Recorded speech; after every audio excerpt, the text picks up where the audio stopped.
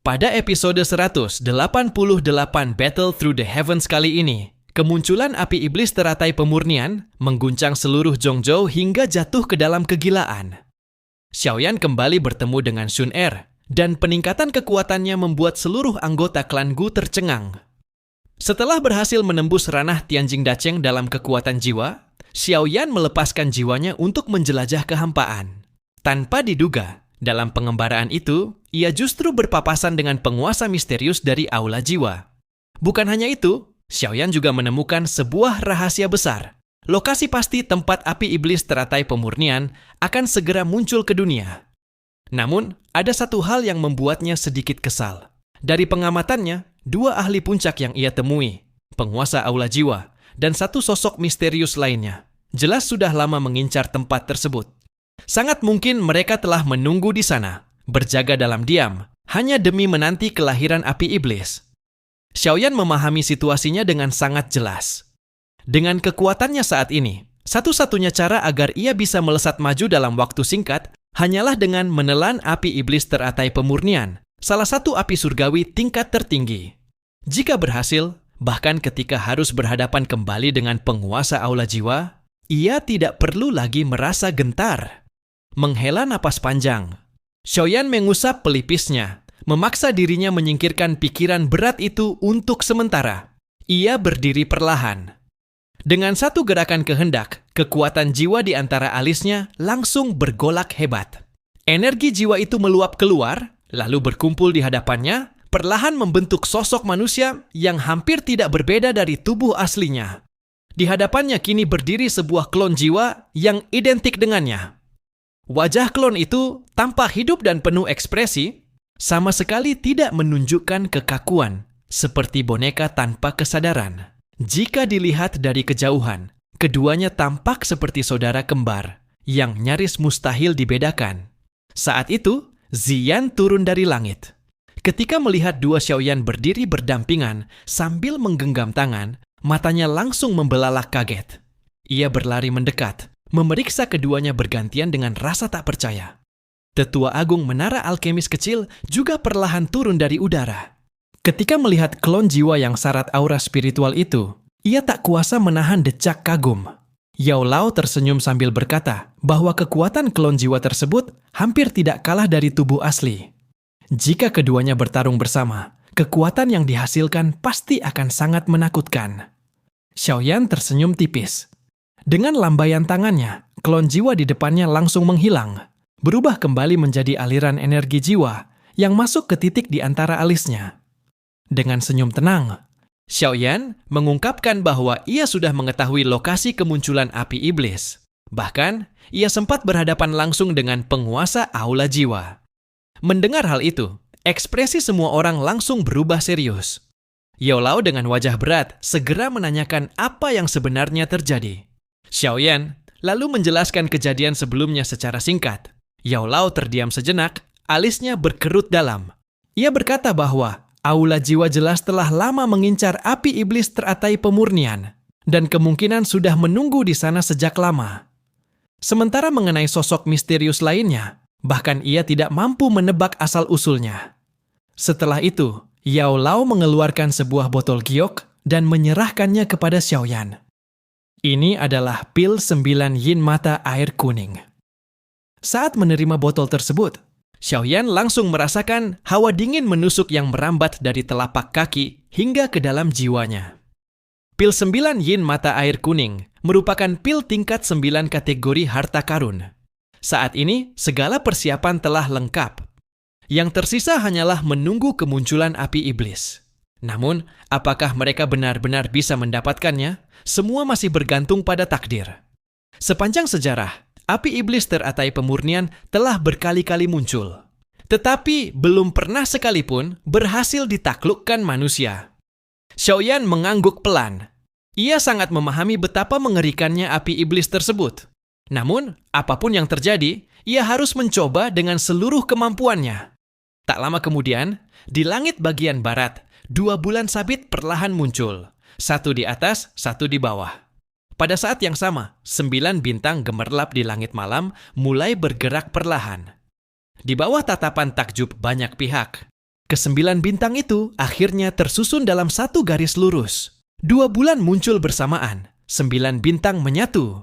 Pasang surut langit dan bumi bangkit. Api iblis turun ke dunia.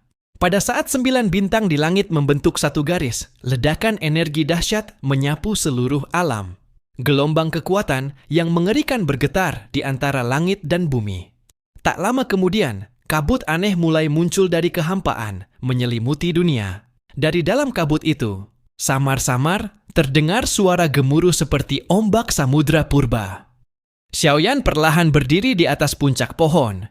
Ia menatap kabut tipis yang memenuhi langit dan bumi, lalu bergumam pelan bahwa fenomena pasang surut langit dan bumi benar-benar sesuai dengan ramalan pada peta kuno. Yao Lao menarik napas dingin. Ia berkata bahwa api iblis teratai pemurnian benar-benar telah muncul. Bahkan ia tidak menyangka api iblis itu begitu cepat menerobos segel penahan. Pada saat yang sama, Xiaoyan merasakan gumpalan cahaya aneh di dalam lautan. Kesadarannya kembali bergetar hebat. Ia menekan dahinya dengan telapak tangan, memaksa menahan gejolak tersebut. Dengan kekuatan jiwa tingkat Tianjing Dacheng yang dimilikinya sekarang, menekan gangguan itu masih bukan masalah besar. Sorot mata Xiaoyan berkilat tajam. Dengan suara berat, ia berkata bahwa mereka harus segera berangkat. Apapun yang terjadi, mereka harus tiba di sana terlebih dahulu untuk melihat situasi secara langsung. Kecepatan kemunculan api iblis jauh melampaui perkiraannya. Saat ini, para ahli dari berbagai kekuatan besar pasti sudah bergerak menuju lokasi tersebut. Mereka tidak boleh terlambat. Tanpa berkata lebih banyak lagi, Xiaoyan pun segera bersiap untuk berangkat. Dengan lambaian tangan, Xiaoyan langsung berubah menjadi seberkas cahaya yang melesat keluar dari alam bintang. Tubuhnya bagai meteor yang membelah langit, melaju dengan kecepatan luar biasa menuju lokasi kemunculan api iblis. Di belakangnya, pasukan besar mengikuti rapat. Barisan manusia memenuhi langit seperti awan hitam yang bergerak cepat, membentuk arus kekuatan yang menakjubkan. Saat pavilion bintang jatuh mulai melakukan mobilisasi besar-besaran, berbagai sekte dan kekuatan besar di seluruh Zhongzhou juga bergerak. Dari berbagai penjuru, siluet para ahli terbang berkelompok menembus langit. Gelombang demi gelombang, pasukan melintas tanpa henti. Dan yang mengejutkan, tujuan mereka semua sama, wilayah barat laut Zhongzhou. Dalam waktu semalam saja, seluruh Zhongzhou jatuh ke dalam kegelisahan besar. Suara angin yang terbelah bergemuruh di langit. Sekelompok besar ahli melesat dari kejauhan. Xiaoyan mengangkat kepalanya, menatap ke arah depan. Di kejauhan, cahaya menyilaukan memancar seperti matahari kedua yang terus memancarkan kilau menyengat. Semakin mereka mendekat, gelombang panas mengerikan mulai menerpa dari depan. Meski yang datang kali ini bukanlah orang lemah, tetap saja banyak yang mulai bermandikan keringat akibat suhu yang semakin tak tertahankan. Xiaoyan melirik ke arah belakang, memperhatikan beberapa sosok di dalam rombongan. Alisnya sedikit berkerut. Ahli tingkat 6 bintang Douzun sudah tergolong penguasa kelas 1 di benua. Namun, kekuatan seperti itu ternyata hanya mampu bertahan secara pas-pasan dari sisa panas api iblis. Ziyan yang berada di sampingnya berkata bahwa sepanjang perjalanan mereka, setidaknya telah bertemu lebih dari 10 kelompok pasukan lain. Jelas kali ini akan terjadi perebutan yang mengguncang dunia. Tatapan Xiaoyan mengarah jauh ke depan. Dalam hati, ia bertanya-tanya apakah Aula Jiwa dan para klan kuno lainnya sudah tiba lebih dulu. Sekitar 20 menit kemudian, rombongan Xiaoyan akhirnya mendekati wilayah pegunungan tempat api iblis akan muncul. Namun ketika ia tiba kembali di tempat itu, pemandangan yang ia lihat beberapa hari lalu telah hilang sepenuhnya. Pegunungan hijau yang dulu menjulang kini lenyap tanpa jejak. Sebagai gantinya, terbentang lautan gurun berwarna putih susu. Suhu mengerikan memancar dari dalam pasir, membuat ruang dalam radius ribuan li tampak terdistorsi, seakan realitas itu sendiri mulai mencair. Yao Lao menarik napas dingin dan bergumam bahwa api iblis teratai pemurnian benar-benar menakutkan. Ia bahkan mampu membakar hamparan pegunungan luas hingga berubah menjadi gurun tandus. Xiaoyan mengangguk pelan. Api surgawi di dalam tubuhnya langsung mengalir keluar. membentuk lapisan pelindung yang menyelimuti seluruh anggota aliansi. Rasa panas menyengat pada kulit mereka pun sedikit berkurang. Ia lalu mengangkat kepala, menatap langit di kejauhan. Di sana, ruang tampak telah retak terbuka. Cahaya putih susu mengalir keluar dari celah tersebut, memancarkan suhu mengerikan yang bahkan membuat jiwa terasa terbakar. Dengan suara pelan, Xiaoyan berkata bahwa ruang yang menyegel api iblis sudah retak. Namun api iblis itu sendiri belum keluar dan kemungkinan masih berada di dalam ruang tersebut.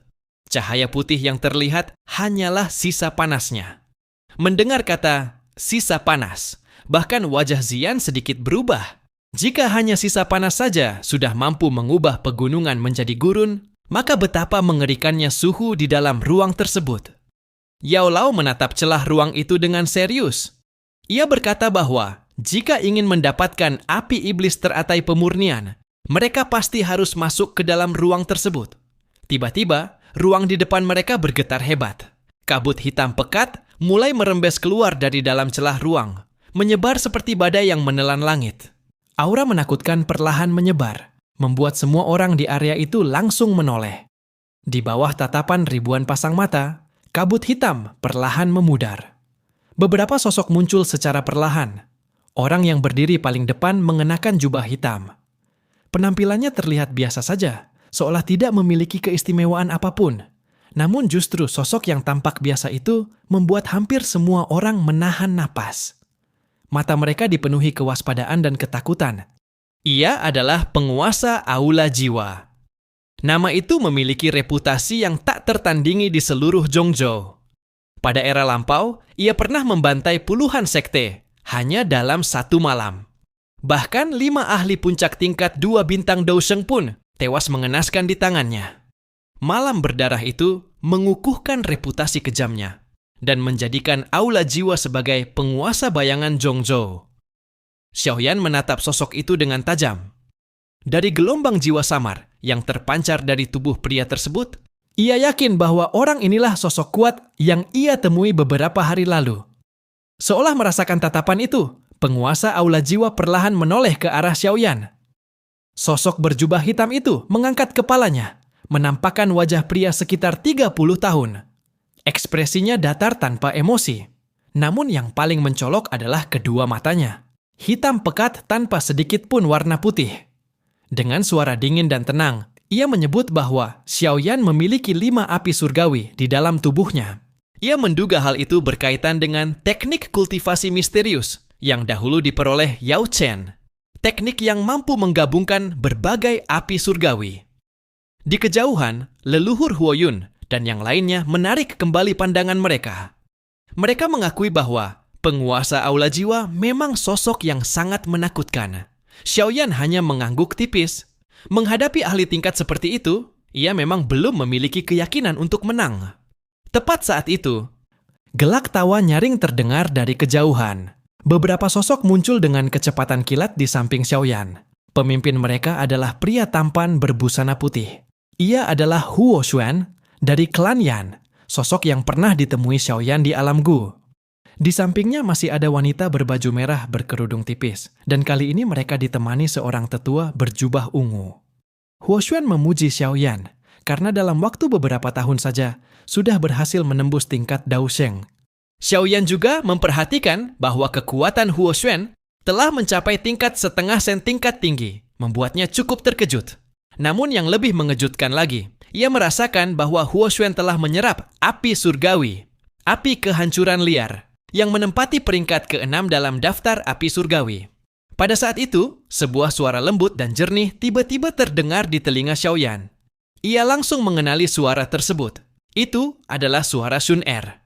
Dengan wajah penuh kegembiraan, Xiaoyan menggangkat kepalanya. Tak jauh dari sana, ruang tiba-tiba beriak. Beberapa sosok perlahan muncul dari dalamnya. Di barisan paling depan, berdiri seorang wanita berbusana hijau elegan. Wajah cantik bak bunga mekar, itu memancarkan pesona yang lembut dan menawan. Senyum tipis menghiasi pipinya yang bening dan anggun.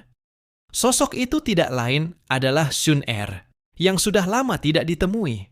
Di sampingnya berdiri Gu Qingyang, serta seorang tetua berjubah biru yang asing bagi Xiao Yan. Pihak Aula Jiwa juga segera menyadari kedatangan anggota klan Gu.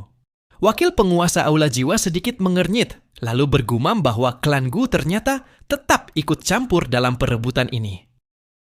Tatapan penguasa Aula Jiwa menyapu ketiga orang tersebut. Pada akhirnya, pandangannya berhenti pada tetua berjubah biru. Ia langsung mengenali sosok itu sebagai Gu Nanhai. Dalam pandangannya, meskipun Gu Nanhai sangat kuat, bukan hal sulit baginya untuk menahannya.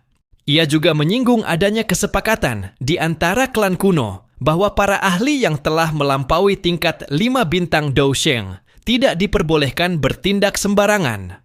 Shun Er berdiri di hadapan Xiao Yan. Senyum hangat menghiasi wajahnya, memandang pria yang telah lama dirindukannya. Melihat gadis yang begitu suci dan anggun di depannya, bagian terdalam hati Xiao Yan terasa bergetar hebat.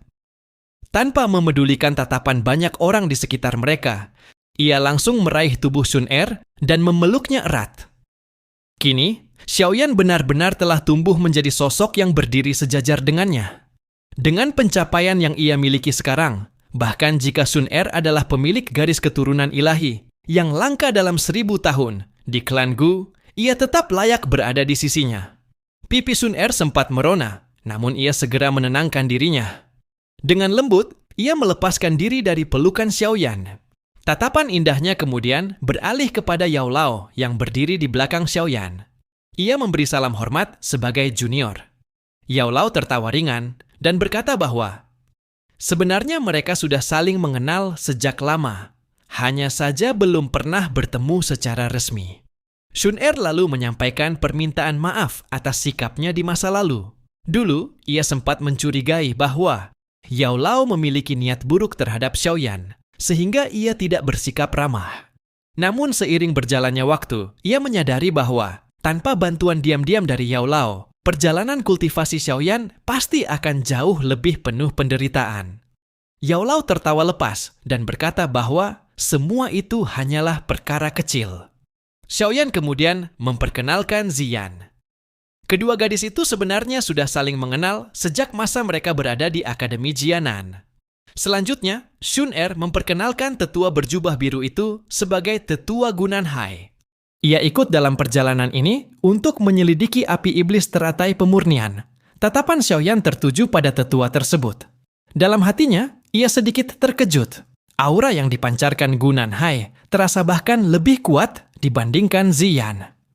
Gu Nanhai tersenyum dan menjelaskan bahwa klan Gu sebenarnya tidak terlalu tertarik untuk merebut api iblis itu sendiri. Bagi mereka, yang terpenting adalah api iblis tersebut tidak jatuh ke tangan klan Hun. Ia juga menyebutkan bahwa dalam sejarah, api iblis teratai pemurnian sudah beberapa kali muncul, tetapi tidak pernah berhasil ditaklukkan siapapun. Shun Er menambahkan bahwa klan Hun selalu mengincar api iblis tersebut. Setiap kali api iblis muncul, mereka selalu datang dengan persiapan matang. Xiao Yan melirik 3 orang dari pihak Aula Jiwa, lalu bertanya mengapa mereka tampak tidak terburu-buru bertindak. Shun Er menjelaskan bahwa mereka sedang menunggu api iblis menghancurkan segel ruang, sekaligus menguras energinya. Tatapan Shun Er kemudian beralih pada pria bermata hitam di antara kelompok klan Hun. Dengan suara lembut, ia mengingatkan Xiao Yan agar berhati-hati terhadap pria itu. Namanya adalah Hun Feng. Di dalam klan Hun, ia dikenal sebagai sosok jenius yang bahkan dijuluki orang gila. Bakatnya luar biasa, dan ia juga memiliki garis keturunan ilahi milik klan Hun. Jika tidak terjadi hal tak terduga, ia hampir pasti akan menjadi kepala klan Hun berikutnya. Xiao Yan menatap Hun Feng sejenak, lalu mengangguk perlahan. Shun Er kemudian menenangkan Xiao Yan. Ia mengatakan bahwa saat ini Xiao Yan juga sudah menembus tingkat 2 bintang Dousheng. Bahkan, kekuatan tempurnya jauh melampaui level tersebut. Jika benar-benar bertarung dengan Hun Feng, hasil akhirnya masih belum bisa dipastikan. Xiao Yan tiba-tiba bertanya mengapa klan-klan kuno hanya mengirimkan sedikit orang. Gu Qingyang melirik pasukan elit aliansi Tianfu di belakang Xiao Yan, lalu menggeleng pelan dengan ekspresi tak berdaya. Ia menjelaskan bahwa menaklukkan api iblis bukanlah sesuatu yang bisa dilakukan hanya dengan mengandalkan jumlah orang. Ketika nanti memasuki ruang api iblis, Lebih baik sebagian besar pasukan tidak ikut masuk. Jika dipaksakan, kerugian yang terjadi akan terlalu besar untuk ditanggung. Mendengar hal itu, Xiaoyan, Yao Lao, dan yang lainnya langsung terkejut. Gu Nanhai kemudian menjelaskan bahwa ruang tempat api iblis berada telah dibentuk dan dipenuhi jebakan selama ribuan tahun oleh api iblis itu sendiri. Tempat tersebut sudah seperti sarang naga dan lubang harimau. Bahkan ahli tingkat setengah sen pun hanya mampu bertahan hidup dengan susah payah di dalamnya. Jika bukan karena peringatan dari Sun Er dan kelompoknya, kemungkinan besar rombongan Xiaoyan akan mengalami korban besar. Sun Er juga menjelaskan bahwa setiap klan kuno memiliki aturan masing-masing. Para ahli yang kekuatannya melampaui 5 bintang Dosheng tidak diperbolehkan turun tangan secara sembarangan. Karena itu, kekuatan yang mereka kirim juga dibatasi di bawah tingkat tersebut. Barulah Xiaoyan memahami situasi yang sebenarnya. Gu Nanhai kemudian mengalihkan pandangan ke arah kelompok klan Yan yang berada tidak jauh dari sana. Ia menyapa mereka dengan ramah. Tetua Huo yang sedikit mengernyit, lalu menjawab dengan nada datar bahwa kepala klan mereka berharap api iblis teratai pemurnian tetap berada dalam keadaan tanpa pemilik. Menurutnya, kondisi seperti itu justru menguntungkan semua pihak. Gu Nanhai menyapu pandangan ke sekeliling, lalu berkata bahwa kemunculan api iblis sebesar ini mustahil tidak menarik perhatian klan Lei, klan Yao, maupun klan Shi. Sangat mungkin mereka juga akan segera tiba. Ketika mendengar nama klan Yao disebut, tatapan Xiaoyan langsung bergerak ke arah Yao Lao. Benar saja, ia melihat kilatan emosi rumit melintas di mata gurunya. Gu Nanhai kemudian berkata dengan tenang bahwa sekarang yang bisa mereka lakukan hanyalah menunggu saat terbaik untuk memasuki ruang api iblis. Setelah itu, barulah mereka bisa mencoba menaklukkan api iblis teratai pemurnian.